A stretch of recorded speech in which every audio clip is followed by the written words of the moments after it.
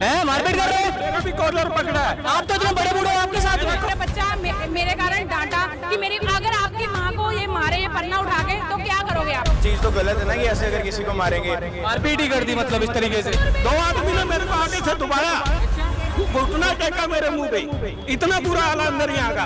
ऐसे मिलेगा, देखो प्रचार भी पैसे में बांट रहे हैं। ये तो बहुत बुरी हालत है यहाँ पर। पिछली बार मेरे साथ भी ऐसा हुआ कि बाई चांस गलती से ना चाहते हुए वहाँ के। आज बांके बिहारी मंदिर में गोस्वामी जी ने एक परिवार की बुरी तरह से पिटाई कर दी। इस बारे में प्रेमानंद जी क्या कहते हैं? बांके बिहारी मंदिर में आए दिन कुछ ना कुछ गलत सुनने को मिलता है।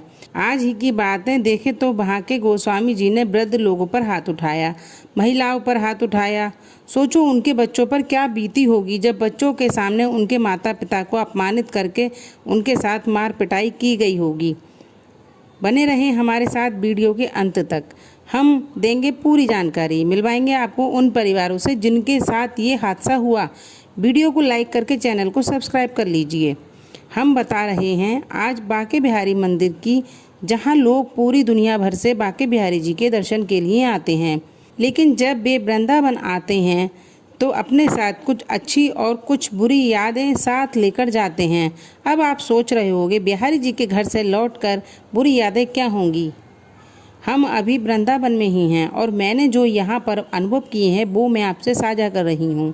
सबसे पहले हम बात कर रहे हैं मंदिर की, तो यहाँ पर पंडा महंत ज़्यादातर सभी लोग अपने अपने बिजनेस में लगे हुए हैं। ये लोग मंदिर में आने वाली भीड़ का भरपूर फ़ायदा उठाते हैं। जहाँ से बिहारी जी की गली में जाते ही धंधा ये चालू हो जाता है। जब आप प्रसाद की दुकान से प्रसाद लेते हैं तो यहाँ पर 100 रुपये के 2 पेड़े मिलते हैं, जबकि आप इस गली के बाहर से अगर लेंगे पेड़े तो वहाँ पर ये पेड़े 300-400 रुपये किलो आराम से मिल जाते हैं। प्रसाद लेने के बाद जब आप दर्शन के लिए लाइन में लगते हैं तो वहाँ खाली लोग घूम रहे होते हैं जो आवाज़ लगाकर कहते हैं कि बिना लाइन के दर्शन कराएं। जब आप उनसे पूछेंगे कि कहाँ जाना है बिना लाइन के दर्शन करने के लिए, किधर से जाना है भैया, तो वो आपको बताएंगे जल्दी दर्शन करने के लिए एक आदमी के 400 रुपये लगेंगे। ये VIP दर्शन है और VIP दर्शन कराएंगे। और प्रसाद का अगर आपको भोग लगवाना है तो प्रसाद के डिब्बे के ऊपर 200 रुपये रखवाएंगे और बिहारी जी के बिल्कुल नज़दीक से रेलिंग के पास से आपको दर्शन कराएंगे। जो रेलिंग लगी हुई है उसके अंदर नहीं जाना है, उसके बाहर से ही आपको दर्शन कराएंगे। अगर आप उसके अंदर जाना चाहते हैं, रेलिंग के अंदर जाना चाहते हैं, तो आपको 2000 रुपये देने होंगे। तो आप रेलिंग के अंदर जाकर बिहारी जी के दर्शन कर सकते हैं। अगर आपको माला पहनानी है या कुछ चढ़ाना है तो आपको 500 रुपये देने होंगे। आपकी माला बिहारी जी तक पहुंच जाएगी और आपको बिहारी जी से माला भी मिल जाएगी प्रसाद में।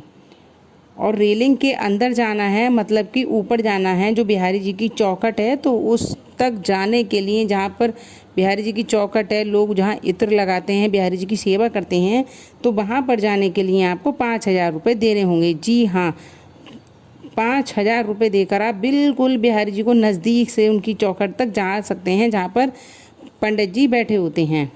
अब आप बताइए कि बिहारी जी किससे मिलें, किससे ना मिलें, किसका भोग स्वीकार करें, किसका ना स्वीकार करें, किसकी माला पहने, किसको अपना प्रसाद दें, किसको अपनी माला दें, ये सब डिसाइड कौन करेगा? ये सब डिसाइड कर रहे हैं वहाँ के एजेंट, वहाँ के पंडा, वहाँ और जो वहाँ फालतू लोग घूम रहे हैं वहाँ के एजेंट, ये सब वो तय करते हैं। मतलब अमीर आदमी से ही मिलेंगे बिहारी जी, गरीब आदमी से तो मिलने का चांस ही नहीं है। गरीब आदमी इतनी दूर दूर से दुनिया भर से यहाँ बिहारी जी के दर्शनों के लिए आ रहा है तो वो केवल बिहारी जी की दर्शनों की भीड़ में धक्के खाए और भीड़ में जो हादसा हो जाए उन हादसों का शिकार बने और बिहारी जी के दर्शन उसे नहीं मिलेंगे। बहुत दूर से अब तो जो आंगन है बिहारी जी का, जो स्पेस एरिया था जहाँ पर सब दर्शन करते थे, तो वो एरिया बंद कर दिया है। साइडों में रेलिंग लगा दी है, साइडों से अभी बिहारी जी के दर्शन होते हैं भीड़ में से, तो उनमें से सही से दर्शन हो भी नहीं पाते हैं और भीड़ को चलाते रहते हैं। अगर आपको VIP दर्शन करने हैं तो वहाँ आप आंगन में 400 रुपये पे करके, पर आदमी के 400 रुपये पे करके जा सकते हैं। गरीब आदमी यहाँ भीड़ में खड़ा रहे, घंटों भीड़ के धक्के खाए, अगर उसमें कोई हादसा हो जाए उसका शिकार बने, अगर वो इस बात पे कुछ बोल दे किसी के लिए या फिर कुछ भी उसके मुंह से निकल जाता है तो ये लोग उसे अपमानित करते हैं, उसके साथ मारपीट पर उतर आते हैं। ये पंडा वगैरह जो घूम रहे हैं यहाँ फालतू लोग, मतलब जो बेरोज़गार हैं, उनका रोज़गार यही है, जिन्हें आप कह सकते हैं एजेंट। तो वो ये सब यही करने के लिए यहाँ घूम रहे हैं। जो बिहारी जी की कुंज गलियाँ हैं वहाँ की आप दुकानों पर देखेंगे तो वहाँ के दुकानों के रेट भी वृंदावन की लोकल मार्केट से दुकानों के रेट जो हैं वो 4 गुना ज़्यादा हैं। वृंदावन की जो लोकल मार्केट है वो घंटाघर पर है, अगर वही सेम चीज़ आप वहाँ से लेंगे तो 100 रुपये की होगी, और आप कुंज गली से कोई वो ही चीज़ सेम लेंगे तो वो 400 रुपये की होगी। तो ये इन्होंने अपने हिसाब से लूट मचा रखी है। वृंदावन के लोगों ने, ब्रजवासियों ने, जो कुंज गलियों में रह रहे हैं, तो उन्होंने अपना एक गढ़ बना लिया है और जहाँ ये अपने हिसाब से लूट कर रहे हैं। मैं ये वीडियो बनाती नहीं, लेकिन हमारे सामने एक परिवार की यहाँ पिटाई की गई, मुझे अच्छा नहीं लगा, इसलिए मैं ये वीडियो बना रही हूँ। इन सब चीज़ों को लेकर जब प्रेमानंद जी से पूछा गया तो उन्होंने भी गोस्वामी जी का बचाव करते हुए स्पष्ट जवाब नहीं दिया और भीड़ में कुछ गलत ना हो जाए, भीड़ को व्यवस्थित करने की बात को लेकर टाल दिया। वो भी ठीक हैं, वो ब्रजवासियों की बहुत इज्जत करते हैं, अब वो इस मामले में क्या बोलें। तो मुझे नहीं लगता प्रेमानंद जी ने सही किया या गलत किया, आप बताइए। मेरे हिसाब से तो उन्हें कुछ ना कुछ बोलना चाहिए था जिससे ब्रजवासी सुधरें, लेकिन वो लोगों का बिजनेस ही यही है, उनका रोजगार ही यही है, तो वो क्या सुधरेंगे। भीड़ को देखते ही सरकार ने नए सिरे से सब कॉरिडोर बनाना चाहती है और भीड़ की भगदड़ से यहाँ कई बार बड़े हादसे हो चुके हैं, लेकिन यहाँ के जो ब्रजवासी हैं वो बिल्कुल नहीं चाहते हैं कॉरिडोर बने। यहाँ सभी ब्रजवासी कॉरिडोर के विरोध में हैं और यहाँ सरकार कॉरिडोर बनाए, अगर सरकार कॉरिडोर बनाएगी तो ये लोग धमकी देते हैं हम ये कर लेंगे या वो कर लेंगे, और यहाँ की औरतें भी निकल आई हैं, कॉरिडोर नहीं बनने दे रहे हैं। उन सब का यही मोटिव है कि यहाँ अगर कॉरिडोर बनेगा तो ये जो एजेंट घूम रहे हैं, पंडा घूम रहे हैं, गोस्वामी और ये सब बने घूम रहे हैं, ये सब का जो बिजनेस है, जो VIP दर्शन करा रहे हैं, भोग लगवा रहे हैं, माला चढ़वा रहे हैं, जो अलग अलग लोग घूम रहे हैं, पैसे ले रहे हैं, तो इन सब के जो हैं ये रोज़गार बंद हो जाएंगे। आज जो मारपीट की गई यहाँ वो कहीं ना कहीं वो पैसों की वजह से ही हुई थी। आपके हिसाब से आपको क्या लगता है, आप कमेंट जरूर करें। मारपीट कर रहे हो? मेरा भी कॉलर पकड़ा है। आप तो इतने बड़े बूढ़े हो, आपके साथ में मेरा बच्चा मेरे कारण डांटा कि मेरी, अगर आपकी माँ को ये मारे, ये पन्ना उठा के, तो क्या करोगे आप? चीज तो गलत है ना कि ऐसे अगर किसी को मारेंगे। मारपीट ही कर दी, मतलब इस तरीके से।